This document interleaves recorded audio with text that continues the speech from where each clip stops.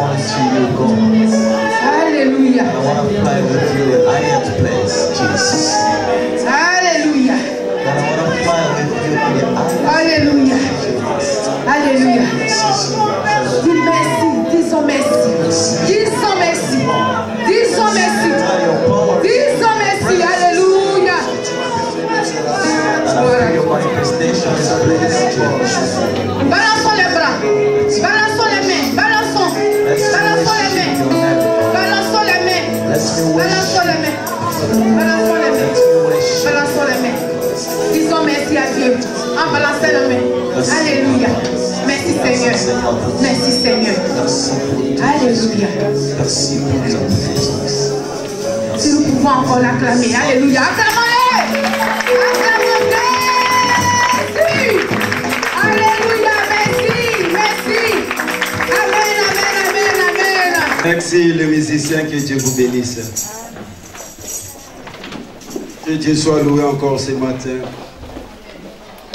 Tu as bien fait d'être là dans la présence de notre Dieu. Que Dieu soit béni.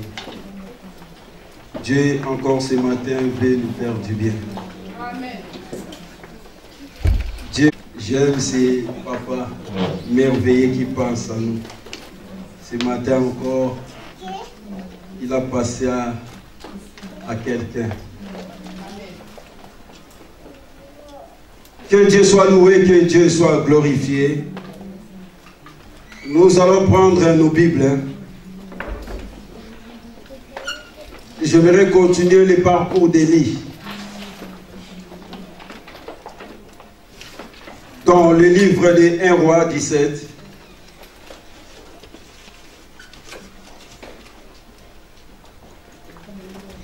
Un Roi 17, verset 8 à 16. Et on va prendre Jérémie 17, 19 à 21.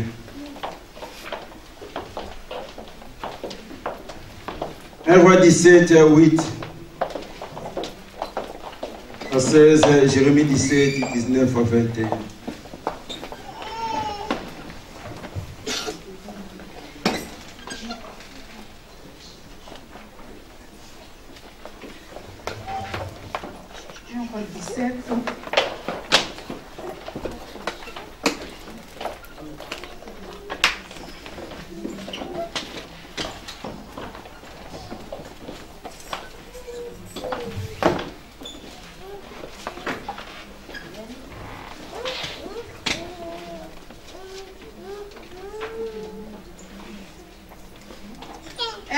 Chapitre 17, du verset 8 au verset 17, au verset 16.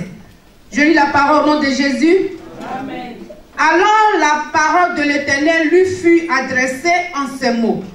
Lève-toi, va à Sarepta, qui appartient à Sidon, et demeure là. Voici, j'ai ordonné à une femme veuve de te nourrir. Il se leva et il alla à Sarepta. Comme il arrivait à l'entrée de la ville, voici, il y avait là une femme veuve qui ramassait du bois. Il l'appela et dit, va me chercher, je te prie, un peu d'eau dans un vase, afin que je boive. Et elle alla en chercher. Il l'appela de nouveau et dit, apporte-moi, je te prie, un morceau de pain dans ta main. Et elle répondit, l'Éternel, ton Dieu, est vivant. Je n'ai rien de cuit. Je n'ai qu'une poignée de farine dans un pot et un peu d'huile dans une cruche. Et voici, je ramasse 2 morceaux de bois, puis je rentrerai et je préparerai cela pour moi et mon fils. Nous mangerons, après quoi nous mourrons.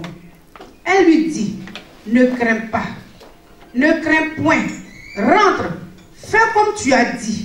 Seulement, prépare-moi d'abord avec cela un petit gâteau et tu me l'apporteras. Tu en feras ensuite pour toi et pour ton fils. Verset 14. Car ainsi parle l'Éternel, le Dieu d'Israël. La farine qui est dans le pot ne manquera point et l'huile qui est dans la cruche ne diminuera point jusqu'au jour où l'Éternel fera tomber de la pluie sur la face du sol. Elle alla et elle fit selon la parole d'Élie. Et pendant longtemps, elle eut de quoi manger, elle et sa famille aussi bien qu'Élie. Verset 16.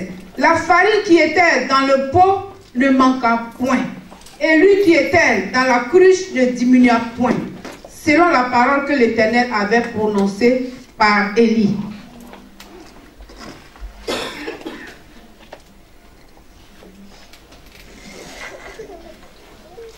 Jérémie 17, versets 19 à 21.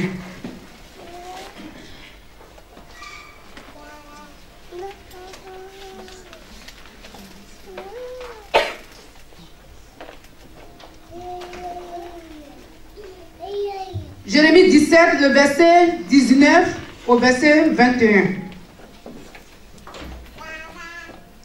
Ainsi m'a parlé l'Éternel. Va et tiens-toi à la porte des enfants du peuple, par laquelle entrent et sortent les rois de Juda, et à toutes les portes de Jérusalem. Tu leur diras, écoutez la parole de l'Éternel, roi de Juda, et tout Juda et vous tous, habitants de Jérusalem, qui entrez par ses portes.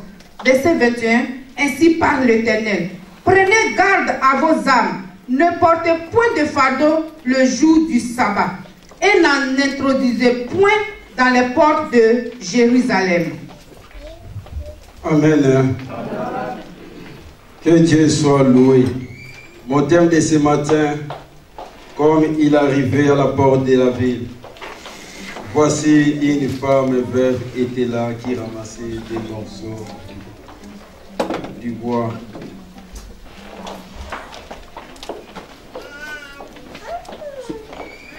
Alléluia. Je vais refaire le parcours d'Élie. Cette histoire, on nous parle beaucoup des ordonnances et des ordres. J'aime beaucoup Dieu. Quand tu regardes dans le verset 5 du chapitre 17, Dieu va dire à Élie d'aller dans le torrent de Kérit. C'est la première maison que Dieu avait donnée à Élie. Dieu va lui rassurer qu'il va prendre soin d'Élie. Et Dieu va envoyer des corbeaux, les oiseaux impies, pour nourrir Élie. Parce que notre Dieu, c'est un grand pédagogue. Notre Dieu, c'est un grand visionnaire. Parce que Dieu voyait déjà loin. C'est pour cela que Dieu lui-même qui avait donné le message de la parole aux enfants d'Israël, de ne pas toucher aux choses impures, de ne pas s'associer aux étrangers. Mais regarde Dieu, il va commencer à envoyer Élie dans les torrents de Kérit et Dieu va utiliser les oiseaux impurs. Pourquoi? Parce que Dieu voyait déjà cette veuve. Mais comment Dieu pouvait changer la mentalité, la vision, le passé d'Élie? Et Dieu a dit à lui-même, pour changer la mentalité, la pensée d'Élie, la vision d'Élie, qu'est-ce que Dieu va faire? Il va commencer à utiliser les oiseaux impurs. Et Élie va accepter le choix de Dieu. Élie va accepter l'instrument que Dieu a utilisé. C'était les oiseaux impurs. Élie n'a pas regardé à l'apparence. Élie n'a pas regardé à la forme. Mais Élie a regardé le fond du miracle. Alléluia. Et Dieu, quand il a vu qu'Élie a accepté, Élie a obéi à son choix. Et Dieu maintenant va dire à Élie, lève-toi. Parce que dans le Torah de Kérit, il y a la crise maintenant. Il n'y a plus à manger. Tu vas aller à Serepta. Parce que Dieu voyait les nations. Dieu voyait déjà cette femme veuve. Dieu nous voyait déjà. C'est pour cela qu'il a commencé à changer la vision d'Élie. Il a commencé à changer la mentalité d'Élie. Il faut que les autres soient à crise pour que toi tu sois béni. Il faut que le malheur vienne dans la vie des autres pour que toi tu sois élevé. Il fallait que la crise vienne dans les torrents de Kérit pour que cette femme reçoive la grâce de Dieu. Et la Bible on dit, Dieu va dire à Élie, lève-toi, va à Sarepta. Sarepta. Et j'ai ordonné à une femme veuve de te nourrir. Je laisse d'abord Élie, j'aimerais parler d'abord de cette veuve. Et on va reprendre notre Élie après. La veuve de Sarepta. C'était une femme bien-aimée qui était dans le trouble. C'était une femme bien-aimée qui était dans la difficulté. C'était une femme qui était dans la souffrance. Cette femme a perdu son mari. Cette femme avait seulement un enfant. La Bible nous décrit la situation bien-aimée, morale et sociale de cette femme. Cette femme était vulnérable. Cette femme était fragile. Et cette femme était pauvre. La femme habitait Sidon. Or, Sidon, quand tu lis dans Genèse 9, verset 27, tu verras que Sidon, Noé avait 3 enfants. Et il y a Cana qui était l'enfant de Sem, je crois bien. Et Noé, quand il s'est levé de son sommeil, il va maudire Cana. Or, Sidon, c'est le premier né de Cana, le fils à Noé. Donc, cette femme était aussi maudite. Parce que Noé va dire à Cana, écoute ce que Noé a dit. Dans Genèse 9, verset 5, Genèse 10, 15 à 19, vous allez lire ça à la maison. La Bible dit, maudit soit Cana, qu'il soit esclave des esclaves de ses frères. Cana est le fils de Cham et qu'il engendra Sidon. Cana était le fils de Cham et qu'il engendra Sidon. La Bible nous dit dans Romains 11, 16 et 18, or si les premiers sont saintes, la masse l'est aussi. Et si la racine est sainte, les branches les sont aussi. C'est-à-dire, si la première partie de ta récolte est sainte, les restes seront aussi saints. Comme Cana était maudit, comme Cana était devenu esclave, Sidon aussi, automatiquement, était devenu esclave. La ville, bien aimée, le pays de Sidon, qui est le Liban actuel, c'était un pays qui était maudit. Qu'est-ce que Cana a fait? Cana n'a rien fait. Tu n'as rien fait, mais on t'a maudit. Il était maudit par son grand-père. Cana était maudit. Cette femme, malgré toute la souffrance, en plus de la souffrance, était aussi maudite. La malédiction qui pesait sur cette femme. Mais cette femme se posait des questions parce qu'elle n'avait plus de mari. Son mari était déjà mort. Alléluia.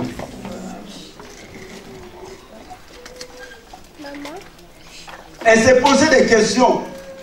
Si mon mari était là, mon mari pouvait même subvenir aux besoins de la famille. Mais qui pouvait aider cette femme veuve? Elle s'est posé des questions si mon fils était grand. Parce qu'à l'époque, c'est le fils de veuve qui prenait soin de leur maman. Mon fils pouvait prendre soin de moi, mais mon fils est encore enfant. Comment faire? Où trouver la solution? Bien aimé, le mari, c'est la tête de la famille. L'autorité de la famille. Mais voilà, l'autorité n'était plus là. Qui pouvait soutenir cette femme? Qui pouvait serrer cette femme dans ses bras? On nous a parlé, c'est Isaac et Rebecca. Même Abimelech a vu Isaac et Rebecca se présenter. Cette femme avec qui pouvait se présenter. Qui pouvait l'encourager, qui pouvait lui dire je t'aime. Et qui pouvait encourager cet enfant. Qui pouvait l'aider à faire ses devoirs. Papa n'était plus là, papa est mort. Ce n'était pas facile pour cette femme. J'aimerais par là dire à mes bien-aimés qui élèvent ces enfants, celles, que Dieu vous bénisse, que Dieu vous encourage. Ce n'est pas facile. Vous n'avez pas voulu cette situation, mais la situation est venue. Que Dieu vous donne la force encore. Même nous qui avons des femmes et des maris, on a du mal même à élever nos enfants. Que Dieu vous encourage. Que Dieu vous aide même à refaire votre vie. Cette femme dans la souffrance, qui pouvait aider cette femme? Personne. Je me pose la question, où était la famille du mari de cette femme? Parce que la famine avait touché tout le pays. Les gens mouraient. Mais cette femme avait un peu d'huile, avait un peu de farine. Mais cette femme, qu'est-ce qu'elle va faire? Elle va laisser son fils à la maison.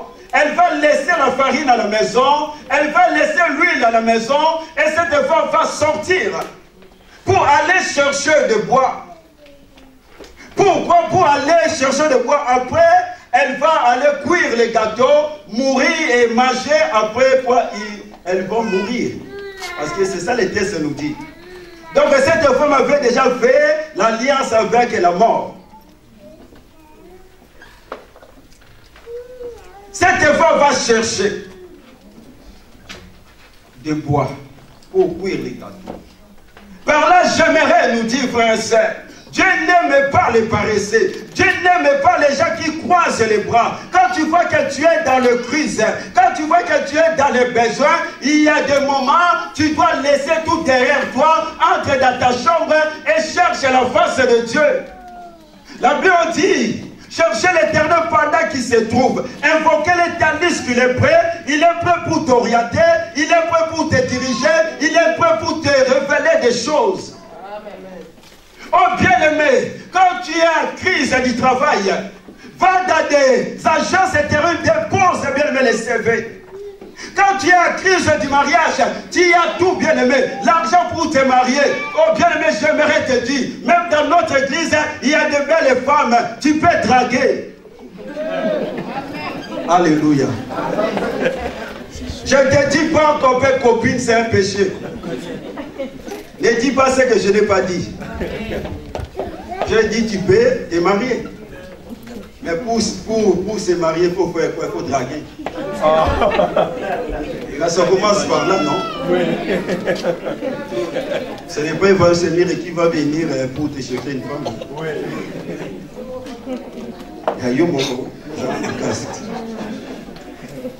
Moi, je félicite le pasteur Bell. Draguer en français, c'est pas facile.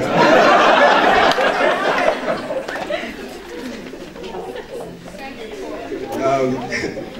En Lingala, c'est facile, maman. Alléluia. Que Dieu soit loué.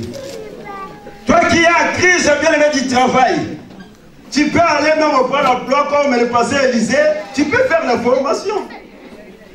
Même maman Maïa a fait la formation. Alléluia. Cette femme sortait pour aller chercher du bois. Mais ce qu'elle ne savait pas, de l'autre côté, bien aimé, ce qu'elle ne savait pas, Dieu avait déjà planifié pour lui, pour elle plutôt. Dieu avait déjà préparé quelque chose pour elle. Elle était déjà dans l'agenda de Dieu. Elle ne savait pas, c'est ce jour-là que son histoire va être changée. C'est ce jour-là qu'elle va recevoir la visitation de Dieu. Le jour de ta visitation, tu ne le sais pas. Et voilà, cette femme est allée pour chercher du bois. Et de l'autre côté, Dieu va dire à Élie, Élie, lève-toi, mets-toi en route, va à Sarepta. Et là, j'ai ordonné à une femme veuve de te nourrir. Là où Élie était dans le torrent de Kérit, jusqu'à Sarepta, il y a une distance de 150 km. Élie va faire ça à pied. Dépasser Strasbourg. Élie va se lever, Élie va obéir. Pour aller à Sarepta. Alléluia. Bien-aimé, laisse-moi te dire, quand tu arrives au bout du rouleau, quand tu n'as plus d'autre appui, c'est par là que Dieu intervient. C'est par là que Dieu va envoyer une personne pour te montrer bien la porte de sortie, pour te faire voir que de quoi Jésus est capable de faire dans ta vie. Suite à l'abandon du vrai Dieu en Israël, Dieu va dire à Élie d'aller à Sarepta. Or, Sarepta, Sidon, c'est le pays où Jézabel venait. Celui qui a mené le culte païen en Israël. C'est pour cela qu'Élie avait fermé les ciels. Et voilà maintenant Dieu envoie Élie là-bas, au centre des problèmes, au centre de l'idolâtrie. J'aime notre Dieu. Notre Dieu, il est celui qui soigne dans la profondeur. Dieu n'agit pas dans la superficielle. Il va envoyer Élie, bien-aimé, au centre des problèmes. Élie va sortir d'Israël. La Bible dit il est venu chez les siens, mais les siens ne l'ont point reçu. Suite à l'abandon d'Israël, la porte de la grâce va s'ouvrir pour cette femme étrangère. Écoute ce que la Bible dit dans Isaïe 65, verset 1. J'ai exaucé ceux qui ne me demandaient rien. Je me suis laissé trouver par ceux qui ne me cherchaient pas. J'ai dit, mais voici à une nation qui ne s'appelait pas de mon nom. J'ai dit, mais voici à une nation qui ne s'appelait pas de mon nom. Suite à l'abandon du vrai Dieu en Israël, la porte de la grâce va s'ouvrir pour les nations, pour nous. Alléluia. Et Élie, pendant qu'il allait à Sarepta, parce que ce matin, je vais parler sur la porte de la ville. Je vais parler de tout ce qui se passe dans la porte de la ville. Et dimanche, on va continuer. Pendant qu'Élie allait, Élie marchait pour aller au lieu du rendez-vous. C'était la porte de la ville. Et cette femme sortait aussi pour aller ramasser, bien aimé, le bois. Or, cette femme, c'est qu'elle ne savait pas. Elle allait à la rencontre de son miracle. Elle allait à la rencontre de son salut. Elle allait à la rencontre de sa délivrance à la porte de la ville. C'était en dehors de la ville. C'était pas à l'intérieur. Et Élie, de l'autre côté, le croisement va se faire à la porte de la ville. Ce n'était pas une coïncidence, ce n'était pas un hasard, mais c'était un acte prophétique. Alléluia. Cette femme, la malédiction pesait sur elle. L'esclavagisme, la servitude, la pauvreté pesait sur elle. Et elle va aller. La Bible nous dit, pendant que la femme était là, la Bible nous dit que cette femme cherchait le bois. Je me suis posé la question, avec deux bois, est-ce qu'on peut cuire quelque chose? Non. Cette femme n'a pas cherché 5 bois. N'a pas cherché du bois, 10 morceaux de bois. Mais cette femme va chercher seulement 2 bois. Cette femme va toucher à ces 2 bois. Pendant que cette femme ramassait le bois, Élie était là à la porte de la ville. Tout va se passer à la porte de la ville. Pas à l'intérieur de la ville, mais à l'extérieur, à la porte de la ville. Élie va trouver cette femme en train de ramasser les 2 bois. Comme il arrivait à l'entrée à la porte de la ville, voici, il y avait une femme veuve qui était là, qui ramassait les bois. Cette femme va toucher à ces 2 bois. Élie va commencer à lui parler. Élie va lui dire, va me chercher de l'eau. Va cuire un gâteau pour moi. Cette femme va commencer à parler. Je n'ai rien. Je vais préparer pour mon fils, après quoi on va mourir. Les 2 bois que cette femme avait ramassés, seulement la croix. Cette femme a touché au bois horizontal et au bois vertical. Mais le problème, cette femme n'avait pas la révélation bien de la croix. Elle a touché à la croix, mais n'avait pas la révélation comme Marthe et Marie. qui avaient la révélation, ils ont dit à Jésus, ils savaient que c'est lui qui croit en Jésus.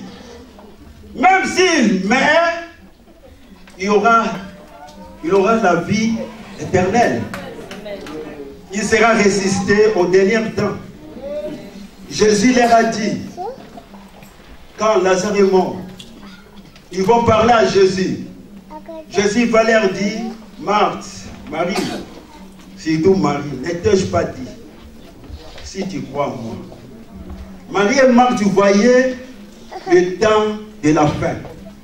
Mais Jésus parlait au présent. Si tu crois en moi, c'est lui qui croit en moi. Même s'il meurt, il va. Il a dit, ton frère Lazare n'est pas mort, il va être ressuscité. Dans le présent. Cette femme, Marie et Marthe, voyaient au temps de la fin.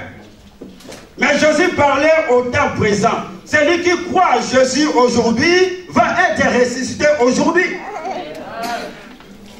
Mais cette femme n'avait pas la révélation de la croix.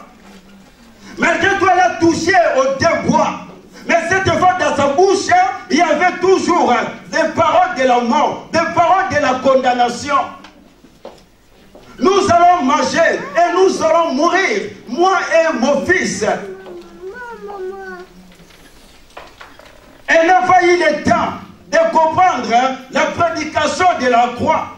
Elle n'a pas eu le temps de comprendre, bien aimé, qu'est-ce que la croix est capable de faire dans sa vie. Or, la croix a la puissance de changer, bien aimé, notre vie, notre histoire. Est capable de bouleverser notre vie, même la vie de cette femme. Alléluia. Quand Élie parlait avec cette femme lui disait toujours, moi je vais mourir avec mon fils. Et cette femme, je dis, elle avait déjà fait l'offrande de la mort.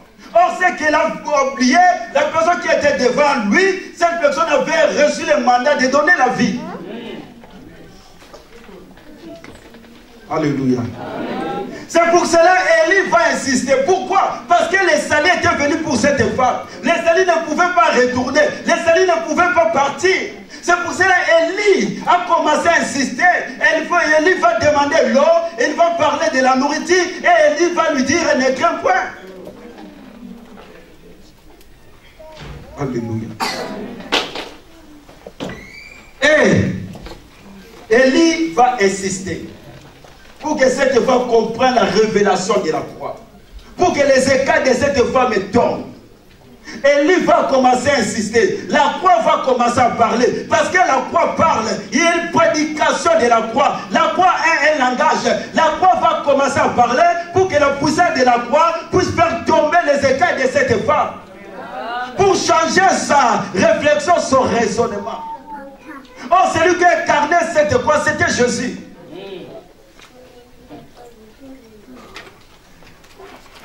Et cette femme, la croix va commencer à parler. Pour que la croix ne reste pas une lettre morte. La croix va commencer à parler. Va me chercher de l'eau. Allez me faire les gâteaux. Ne crains point. La croix va commencer à parler. Pour que les écailles de cette femme tombent. Comme un jour Jésus était avec la Samaritaine. La Samaritaine ne savait pas celui qui était devant elle, c'était le Messie. Il fallait que Jésus commence à parler, à converser avec la Samaritaine, jusqu'à ce que les écailles de cette femme vont tomber. Et cette femme va comprendre que, ah, celui qui est devant moi, c'est le Messie qui devait venir. Alléluia. Alléluia. Acclamons le Seigneur.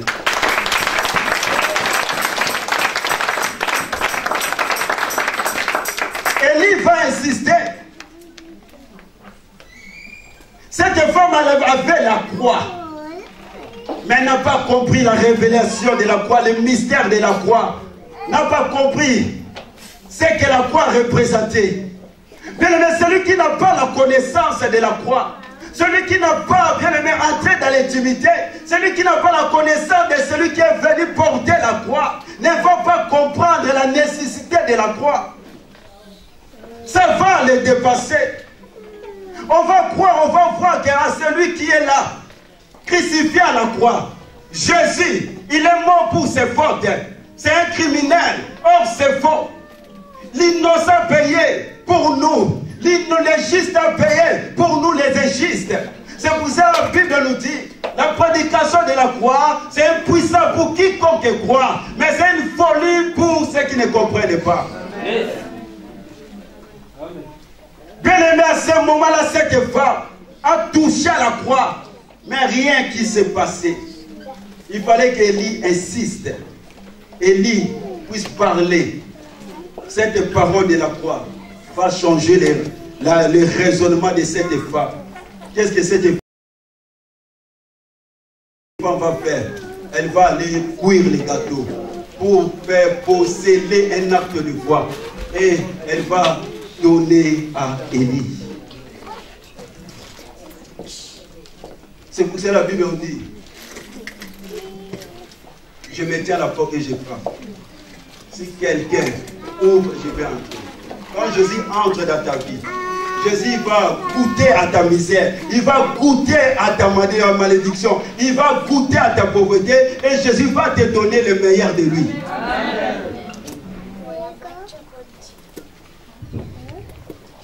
Cette femme, c'était une idolâtre.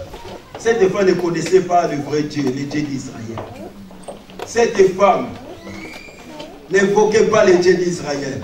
Cette femme invoquait le Dieu de Baal. Cette femme, sa source, l'a trahi, l'a condamné. Elle venait d'une mauvaise source. Mais Dieu, par son amour, il a envoyé Élie. Et ils vont se croiser à la porte de la ville avec Élie. Et l'histoire de cette femme va changer. Écoute ce que la Bible nous dit, j'aime ça. Il y a ici, Papa James, tu peux balancer. Écoute ce que la Bible me dit dans le livre d'Éphésiens 2, 1 à 9.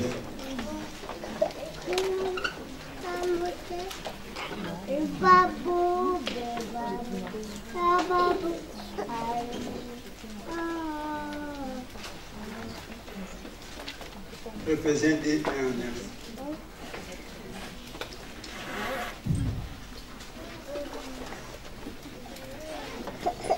La Bible nous dit, vous étiez morts par vos offenses et par vos péchés, dans lesquels vous marchiez autrefois, selon le train de ce monde, selon les princes de la puissance et de l'air de l'esprit qui agit maintenant dans le fils de la rébellion.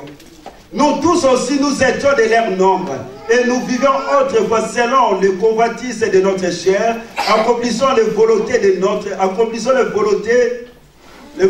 la chair et de nos pensées. Et nous étions par nature des enfants de colère comme les autres.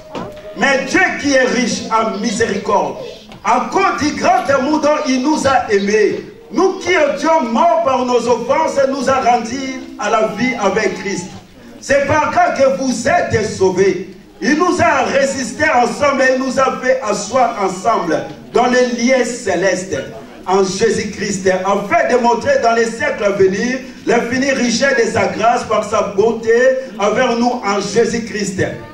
Car c'est par la grâce que vous êtes sauvés, par le moyen de la foi, et cela ne vient pas de vous, c'est le don de Dieu. Ce n'est point par les œuvres afin que personne ne se glorifie. Le verset 18.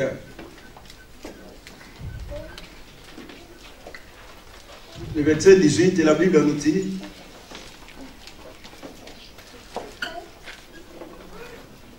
je prends les 14, je continue 13. Mais maintenant, j'écris, vous qui étiez jadis éloignés, vous avez été rapprochés par le sang de Jésus-Christ. Car il est notre Père, lui qui des deux n'a fait qu'un, et qui a renversé les murs de séparation, l'inimitié ayant anéanti par sa chair la loi des ordonnances dans ses prescriptions, afin de créer en lui-même avec les deux un seul homme nouveau, en établissant la paix et de les réconcilier l'un et l'autre à un seul corps, avec Dieu par la croix, en détruisant par elle l'inimitié. Il est venu annoncer la paix à vous qui étiez loin et la paix à ceux qui étaient près. Car par lui, nous avons les uns les autres accès auprès du Père dans un même esprit. Alléluia. Bien aimé, Éphésiens, Dieu nous relate. Parce que cette femme étrangère, bien aimé, c'est ton image, c'est mon image, c'est toi et moi. La Bible nous dit, vous étiez morts dans vos péchés.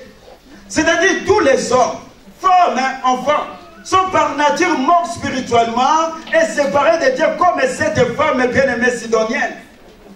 Quand Dieu regardait du haut des cieux la terre, Dieu voyait la terre un vaste cimetière. Sur chacun de nous, il y avait un mot marqué, il marquait, il est mort à cause du péché. Alléluia. Quand Dieu nous regardait, on était des cadavres vivants. Mais la Bible nous dit ce qui est très important. Écoute, dans le verset 4, la Bible nous dit Dieu qui est riche en miséricorde, à cause du grand amour dont il nous a aimés, nous qui étions morts par nos offenses, nous a rendus à la vie avec Christ et par grâce que nous sommes. Notre salut est suspendu à ces deux mots. Mais Dieu. Nous étions morts, mais Dieu. Nous étions esclaves, mais Dieu. Nous étions maudits, mais Dieu. Nous étions perdus dans le péché, mais Dieu. Et il y a encore trois mots qui m'ont beaucoup encouragé. La Bible souligne dans ces trois mots. Miséricorde, dans le verset 4, amour et grâce. Qui sont des réponses de Dieu à l'état désespéré de l'humanité. La miséricorde, c'est quand Dieu ne nous traite pas selon ce que nous méritons, le jugement.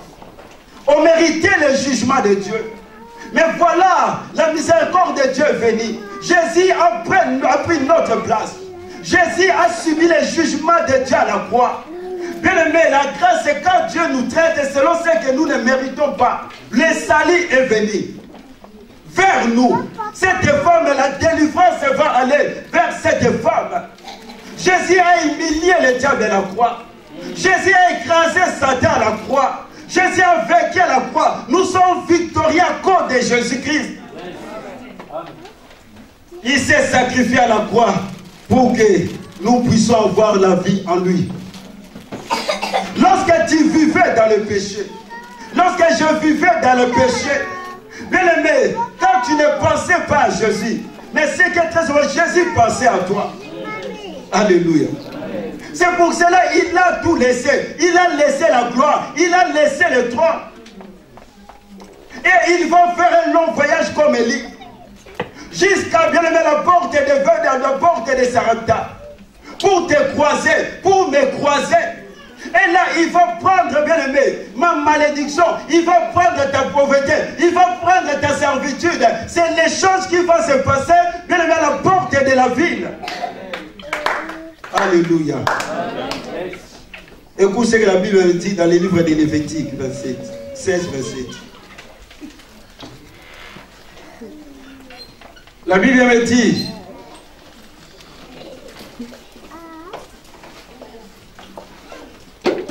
verset.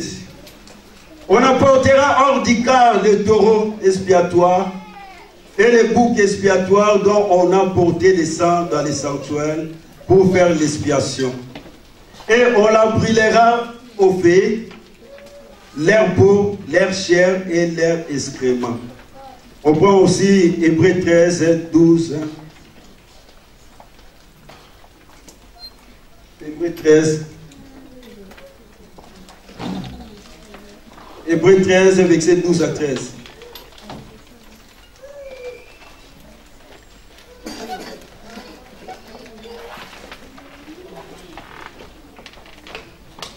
Frère Diam, c'est Hébreux 13.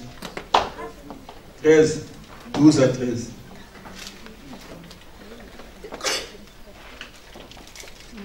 C'est pour cela que Jésus aussi, afin de sanctifier le peuple par son propre sang, a souffert hors de la porte, Sortons donc pour aller à lui hors du camp en apportant son nom propre. Alléluia. Je dis que Jésus a fait un long voyage, comme Élie, pour prendre, bien aimé, notre place à la croix, pour nous faire sortir, frères et sœurs, de notre malédiction, de notre condamnation. Aujourd'hui, nous sommes devenus les enfants de Dieu. Les vêtements que nous parle, bien aimé, c'était la volonté de Dieu pour son peuple, pour notre rédemption. C'est là, la Bible dit, c'est là où on brûlait. Bien aimé, des déchets, des cadavres des animaux. C'était la porte de la vie. C'est là où on jetait des choses, c'était comme des ordures. C'était comme des foules, comme chez nous. C'était des poubelles. C'est là où Jésus va aller, autrefois, bien aimé, au sous-sol, à la profondeur du péché, de Satan, de la mort, pour nous racheter. Jésus a payé le plus fort pour notre vie. Cette femme sidonienne qui était dans la malédiction, qui était bien aimé dans l'idolâtrie, il était privé des droits des citoyens d'Israël. Et voilà, bien aimé, à cause de la mort de Jésus, la porte du ciel nous a ouvertes. À cause de la mort de Jésus, nous sommes devenus les enfants de Dieu. À cause de la mort de Jésus, aujourd'hui nous avons droit à toutes choses. Nous avons accès libre aujourd'hui. À cause de la mort de Jésus. Alléluia. Amen. Jésus est venu briser le mur qui nous sépare avec Dieu le Père. Et entre nous, Dieu l'a fait qu'un. Yes. La croix, il y a une puissance bien aimée à la croix. Cette femme sortait de la vie. Cette femme portait la malédiction. Cette femme portait la condamnation. Cette femme portait la servitude. Mais celui qui venait vers cette femme, lui portait l'Esprit du Dieu Tout-Puissant. Lui portait la vie. Et le croisement va se faire à la porte de la vie. Pas à l'intérieur. Et par là, j'aime dire toujours, la croix c'est le lien de croisement. La mort s'est croisée à la vie. La mort a cédé la place à la vie. La haine s'est croisée à l'amour. La haine a cédé la place à l'amour. La vengeance s'est croisée vers le pardon. La vengeance a laissé la place au pardon. Oh, ce matin, je crois de tout cœur, les problèmes vont céder bien à ma solution. Les questions vont céder à la réponse. Parce qu'il y a une puissance. Le royaume de Dieu, dessus ne consiste pas seulement à la parole, mais à la démonstration de la puissance de Dieu. Amen. Yes. Cette femme était maudite, comme toi et moi. Mais heureusement, il y a eu la croix. La croix. Laisse-moi te dire, Noé construit l'arche de l'Éternel. On appelle plutôt l'arche de Noé. C'était un grand bateau. Mais quand tu regardes cette arche mesurait 150 mètres de longueur. Plus qu'un terrain de foot. Et cette arche avait 15 mètres de hauteur. Soit équivalent d'un immeuble à 4 étages. Il a construit pendant 120 ans. Mais ce bateau a sauvé seulement 8 personnes. Les membres d'une même famille. Mais les deux bois, horizontal et vertical, a changé l'histoire de l'humanité. A changé l'histoire de ta vie. A changé l'histoire de nos couples. Il a sauvé toutes les races. Les deux bois, le bois vertical et horizontal. Alléluia. Jésus. Cette femme maudite, la croix a changé son histoire. Toute personne qui a touché à la croix de Jésus, sa vie ne restera jamais pareille. Son couple ne restera jamais pareil. Le pasteur, il faut quoi chanter. Je n'ai jamais vu une personne.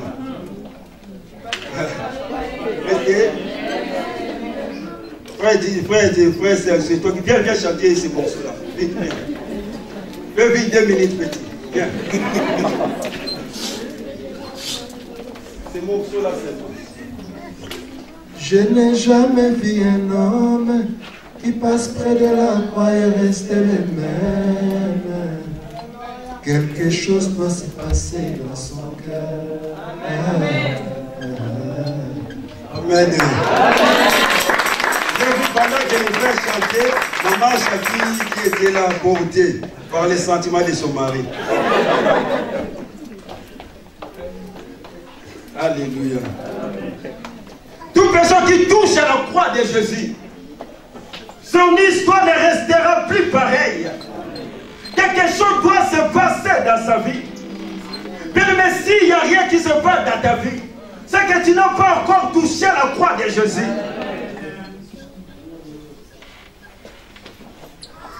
Jésus a tout accompli à la croix. Il y a beaucoup qui ne comprennent pas, bien-aimés. La révélation de la croix, l'œuvre de la croix, l'œuvre de la rédemption.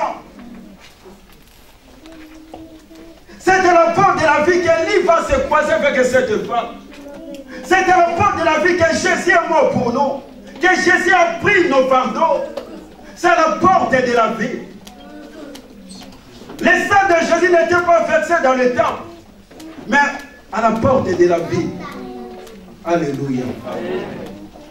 Écoute ce que la Bible me dit dans Jean 10, verset 7 à 9. Je suis la porte. Si quelqu'un entre par moi, il sera sauvé, aura la vie. Il entrera, il sortira et il trouvera des pâturages, de quoi se nourrir. Jean 3, 35 me dit, le Père aime le Fils. Il a tout remis entre ses mains. La porte veut dire accès. Or, Jésus est la porte de la vie. Or, ce matin, Jésus veut que tu accèdes à de meilleures choses. Je veux que tu accèdes à la bénédiction, au bonheur, à la paix. Il a dit, celui qui entre par moi trouvera la nourriture. Donc il y a déjà la nourriture. Jésus a déjà préparé pour nous. Celui qui passe par Jésus. Mais la vie n'est pas ailleurs. La vie n'est pas dans l'intérieur.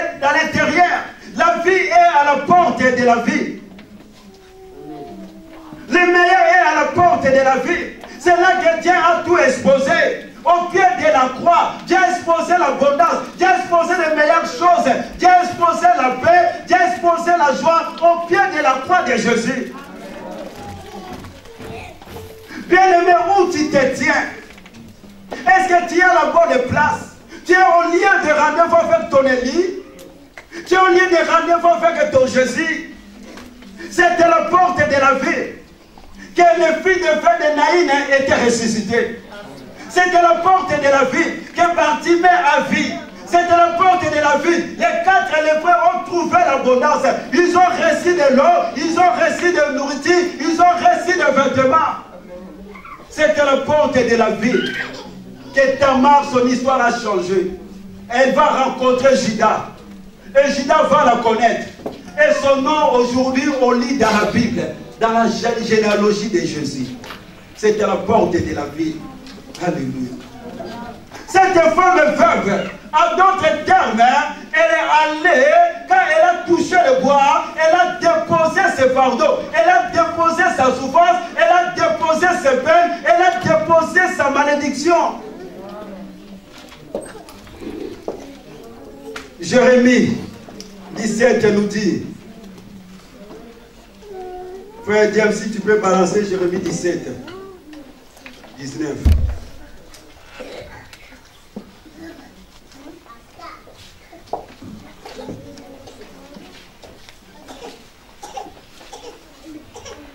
Jérémie 17, 19 à 21. On a lu ça tout à l'heure. Ainsi m'a parlé l'Éternel, va et tiens-toi à la porte des enfants du peuple, par lesquels entre sortent le roi de Juda et à toutes les portes de Jérusalem. Tu leur diras, écoute la parole de l'Éternel, roi de Juda, et tout Juda et vous tous habitants de Jérusalem qui entrent par ces portes. Ainsi par l'Éternel, prenez garde à vos âmes, ne portez point de fardeau le jour du sabbat et n'en introduisez point par les portes de Jérusalem. C'est bon, laisse là. Dieu dit à Jérémie de rester à la porte de la ville. Jérémie était devant la porte. Toute personne qui venait avec les fardeaux n'avait pas le droit d'entrer à Jérusalem. Donc Jérémie était là, devant la porte de l'église. Quand tu viens, il vérifie. Si tu as un fardeau, si tu as un fardeau, tu dois déposer à la porte de la ville. Tu n'as pas le droit d'entrer à Jérusalem. Tu n'as pas le droit d'entrer à l'église avec ton fardeau. Alléluia. Oh, d'après le dictionnaire, le fardeau veut dire chose lourde qu'il faut porter. On la porte sur la tête, sur l'épaule, sur le dos ou dans le cœur. C'est encore une charge. Une charge veut dire poids à transporter, ce qui pèse sur quelqu'un. Alléluia. Donc le 7e jour, tu dois déposer tes fardeaux au pied de la croix. Au pied au pied de Jésus, à la porte de la ville, pour être libre à Jérusalem. Jérusalem, c'est le lieu du repos, c'est le lieu de tranquillité. Or, dans l'esprit de Dieu, les sabbats devaient être un jour bien aimé de joie, de réjouissance, de paix, et non un jour de trouble, et non un jour bien d'oppression. Tu n'as pas le droit de porter tes fardeaux, parce qu'il y a quelqu'un qui a déjà porté. Jésus nous dit, dans Ésaïe 53, cependant il a porté nos souffrances, il s'est chargé de nos douleurs. Le châtiment qui nous donne la paix tombé sur lui. Tu n'as plus le droit de porter tes fardeaux. Tu dois déposer ce matin tes fardeaux, bien aimé, au pied de la croix. C'est là où Dieu t'attend. Frère Dieu, balance-nous cette vidéo.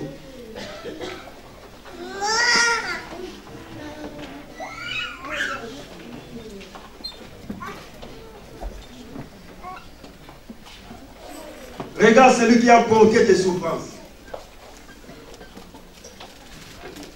Le 7e jour, tu dois déposer sur cet homme, Jésus. Il a porté, bien aimé, nos péchés.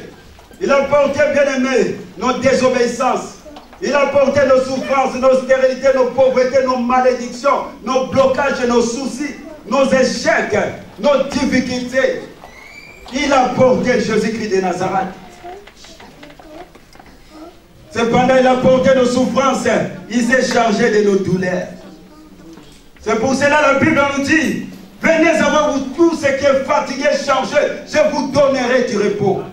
Les repos ne se trouvent pas ailleurs. Les repos se trouvent en Jésus-Christ. Tu n'as plus le droit de porter tes soucis. Tu n'as plus le droit de porter tes difficultés.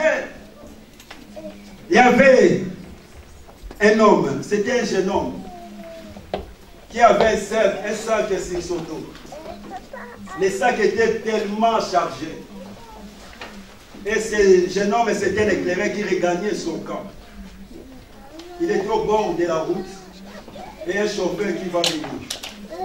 Et le chauffeur va lui proposer de les ramener en voiture. Parce que le chauffeur avait vu que cet homme, les dos étaient déjà courbés parce que le poids, ça n'allait pas. Et cet homme, ce jeune homme va entrer dans la voiture. Et par une longue distance, le chauffeur va remarquer quelque chose, va dire, mais jeune homme, pourquoi tu ne déposes pas ton sac dans la voiture? Le jeune homme va dire au chauffeur, non monsieur, j'ai eu tellement de mal à le fixer et ce sera difficile de l'enlever que j'ai mon temps de garder sur le dos. Le chauffeur l'a pris parce qu'il a vu, il a un poids. Le chauffeur l'a pris parce qu'il a vu, il a un fardeau. Et c'est pour ça que le chauffeur l'a mené dans la voiture. Mais lui il dit, il préfère garder son sac sur le dos. Son poids sur le dos. Combien de fois nous sommes comme ces jeunes hommes? La grâce de Dieu nous porte. Mais nous aimons encore conserver les fardeaux, les soucis, les inquiétudes dans nos vies, sur nos épaules.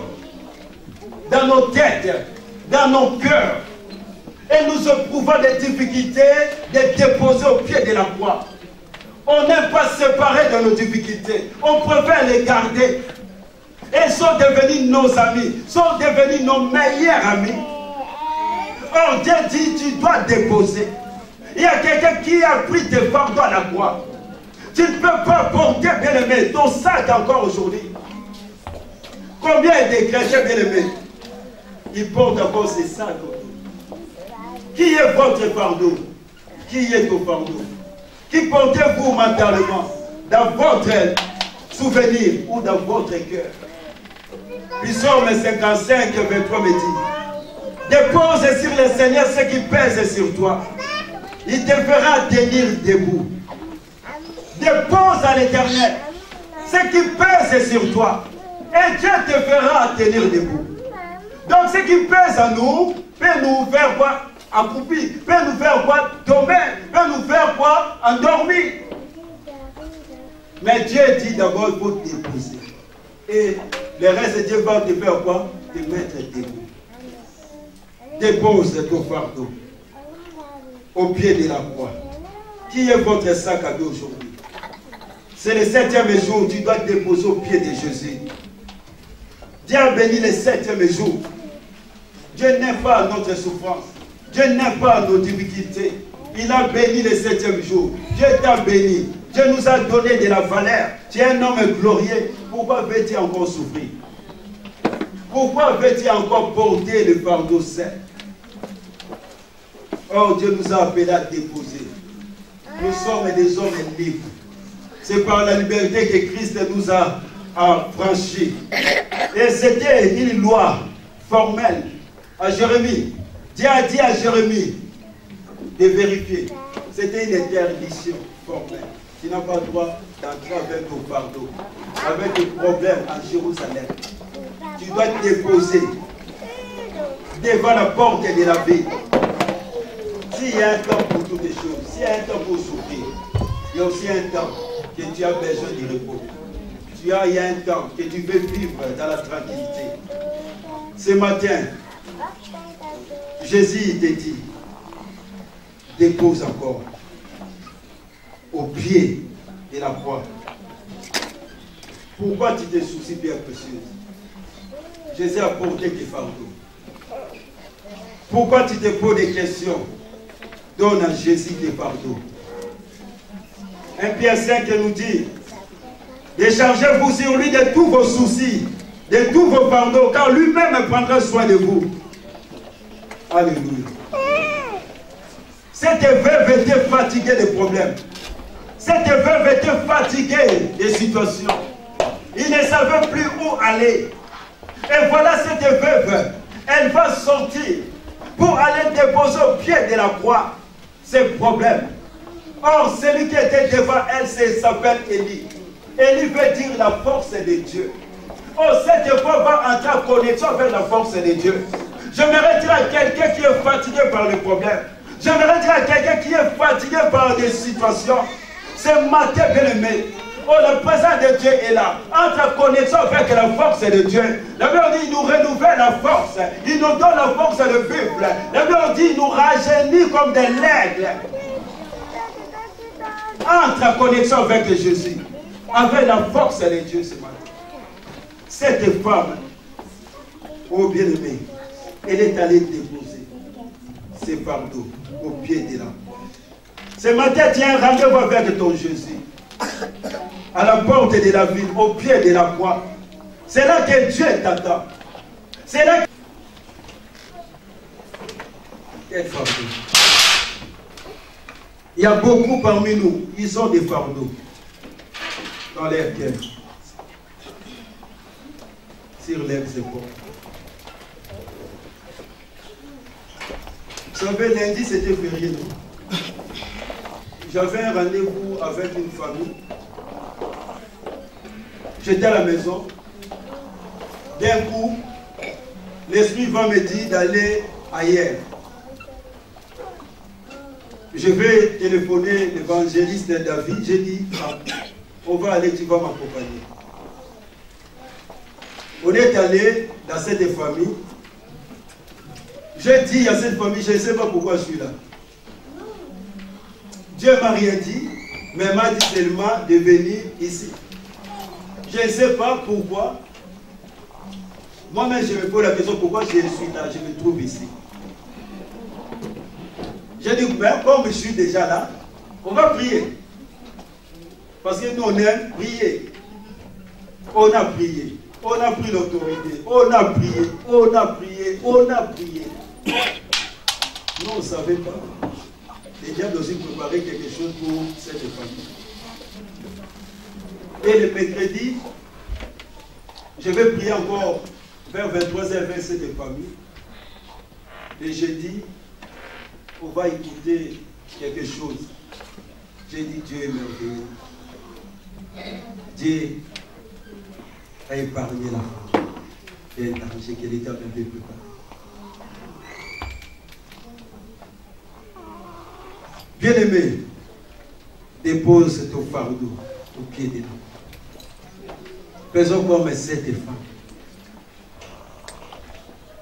Il y a beaucoup qui ont des fardeaux. Je sais, parce que Dieu m'a révélé. Je vis encore une scène. Je dis, Dieu m'a montré que la bénédiction est là. Devant toi, mais tu ne peux pas toucher à la bénédiction. Parce que tu es combattu. Dieu m'a dit là, des personnes qui te combattent, mais je ne te dirai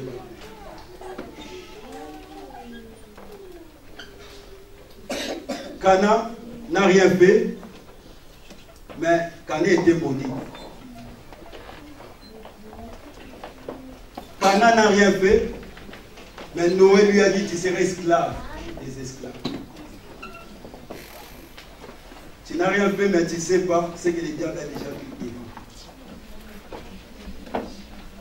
C'est pour cela que nous voulons prier. C'est bon. Nous voulons prier. Quel fardeau que tu as. Le croisement s'est fait à la porte de la vie. C'est là où l'histoire de cette femme a changé, à la porte de la vie. C'est là où l'histoire de cette femme et son fils a changé. Ce matin encore la croix, la puissance est de changer ton histoire. Ce matin la croix, la puissance est bien de changer ta vie. Ce matin la croix, la puissance est bien de changer l'histoire de ton couple. Mais c'est à toi de t'élever. C'est à toi de faire comme cette femme. Elle a tout laissé pour aller chercher sa délivrance, pour aller chercher la solution au pied de la croix. Parce que Élie, c'est l'image de notre Dieu. C'est là où Jésus a tout pris pour toi. Au pied de la croix, Dieu t'attend. Tu as rendez-vous au pied de la croix. Quel fardeau que tu as encore sur le dos. Quel fardeau que tu as encore dans ton cœur. Quel fardeau que tu as encore sur tes épaules. Quel fardeau que tu as encore sur ta tête. Nous voulons aller comme ça. C'est le 7e jour.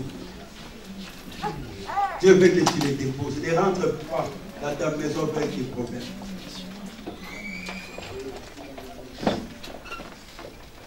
Nous voulons prier. Si on peut courber nos fous.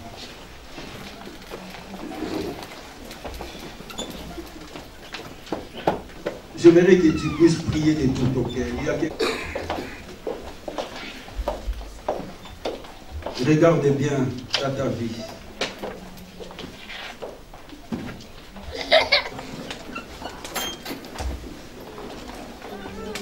Avant de prier, j'aimerais que nous puissions encore remercier ces grands dieux-là avec les chants que le frère Serge a chantés. J'aimerais que tu lui dises merci Jésus pour l'œuvre de la croix. J'aimerais que tu puisses encore le bénir notre Jésus. Nous qui étions loin de Dieu, nous qui étions des Sidoniens, mais Élie est venu vers nous. Jésus a fait un long parcours pour nous sauver. Nous voulons encore le bénir. Il est digne de recevoir ton adoration encore ce matin. Il est digne de recevoir, bien-aimé, ta célébration ce matin. Pendant que tu peux, bien aimé, commencer à l'adorer, il y a des choses qui vont se passer dans ta vie. Jésus. Alléluia. Jalousie. Je n'ai jamais Alléluia, vu Jésus. un homme qui passe près de la Toi, tu pensais à moi. Alléluia. Quelque chose doit se passer. Ce matin, quelque chose va se passer dans nos vies. Sois béni, Jésus. Je n'ai jamais vu un homme qui passe près de la croix et reste les mêmes. Oh Dieu Tout-Puissant, merci. Quelque chose doit se passer dans son cœur. Alléluia. Je n'ai jamais vu un homme qui passe près de la croix et reste les Sois béni, Jésus. Je t'aime, papa. Tu as pris ma condamnation à la croix. Tu as pris mes difficultés à la croix. Tu as pris ma maladie à la croix. Je n'ai jamais Je t'ai béni, je t'ai Dieu comme merci. qui passe près de la croix et reste les mêmes. Oh, je t'aime, Dieu Tout-Puissant. Alléluia. Doit se passer dans son cœur. Merci, Jésus. Je n'ai jamais vu un homme Je t'ai béni, je t'ai béni pour la croix. Je t'ai béni, je t'ai béni. Je t'ai béni, je t'ai béni, je t'ai béni. Je t'ai célébré, j'ai glorifié de toi. Sois béni, sois loué, sois béni. Mon âme est bénie encore ce matin. Je t'adore, je te célèbre. Le puissant de Jacob. Tu as pris ma place à la croix. Oh Jésus, merci. Tu as accepté le jugement de Dieu à ma place. Je t'exalte. Merci Jésus. Merci mon Jésus, merci mon Dieu. Merci mon Sauveur. Merci. Alléluia. Jésus.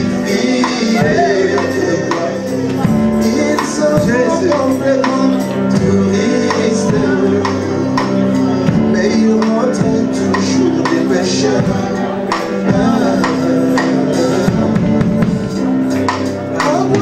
Je n'ai jamais vu un homme qui passerait de la croix et rester le même. Oh Jésus. Quelque chose de Alléluia. dans son cœur. Oh Oh, je n'ai jamais vu un homme qui Jésus. passerait de la croix et rester le même. Quelque chose doit se passer dans son cœur. Jésus. Bien-aimé, remercie encore Dieu. Jésus. Merci papa, merci pour la croix. Merci pour la croix Jésus. Merci pour la croix Dieu puissant. Merci pour la croix. Je te bénis pour la croix. Je t'exalte pour la croix. Merci papa. Merci mon Jésus. Ah, c'est ça. Je n'ai jamais vu un homme qui passerait de la croix et rester le même. Quelque chose doit se passer dans son cœur. Oh, je n'ai jamais vu un homme qui passerait de la croix et rester le même. Quelque chose doit se passer dans son cœur. Merci Dieu de Alléluia. Sois béni Jésus. Bien-aimé, écoutez-moi. Nous allons prier. J'aimerais que tu pries. J'aimerais que tu pries. Il s'agit de toi. Il s'agit de ton couple. Je ne peux pas tout dire ici, mais Dieu m'a révélé des choses. C'est pour cela que j'aimerais que tu puisses prier. Nous allons prier. Cana n'a rien fait, mais Cana était maudit. Cana était dans la servitude. Parce que son grand-père a adressé une parole de la malédiction. Nous voulons d'abord renoncer à la malédiction. Nous voulons renoncer, bien-aimé, à la souffrance, à la condamnation. Tu vas demander, bien-aimé, Le divorce est total avec le monde satanique. Avec l'esclavage, avec la maladie. Deuxième sujet de prière. Nous allons briser toutes les malédictions jetées sur nous par les ancêtres, par nos parents, par l'entourage. Nous allons les briser dans le nom de Jésus. Prions Jésus. Père Saint, au nom de Jésus-Christ de Nazareth, moi je vais renoncer à toutes les malédictions de Noé dans ma vie. Je vais renoncer à toutes les malédictions de Noé dans ma vie. Je vais renoncer à toutes les mauvaises paroles, Seigneur, jetées dans ma vie. Je viens divorcer avec toutes ces paroles. Père, c'est moi, je vais renoncer à la pauvreté. Moi, je vais renoncer au blocage. Moi, je viens renoncer car tes paroles me disent. Des personnes ne peuvent pas marcher ensemble s'ils ne s'accordent pas. Tes paroles me disent. Par ma parole, je serai justifié. Et par ma parole, je serai condamné. C'est pour cela que je viens maintenant. Renoncer maintenant. Je viens renoncer au monde spirituel. Je vais renoncer au monde des ténèbres. Moi, je viens renoncer. Je refuse la malédiction. Je refuse la pauvreté. Je refuse la servitude. Moi, je renonce au nom de Jésus de Nazareth. Bien-aimé, continue à prier. Moi, je renonce à toutes les mauvaises paroles qui étaient jetées sur ma vie, qui étaient jetées sur mes enfants. Au nom de Jésus-Christ de Nazareth. Au nom de Jésus-Christ de Nazareth. Oh, moi, je renonce. Moi, je refuse. Je refuse le pardon. Moi, je refuse la malédiction. Moi, je refuse l'échec. Moi, je refuse la défaite.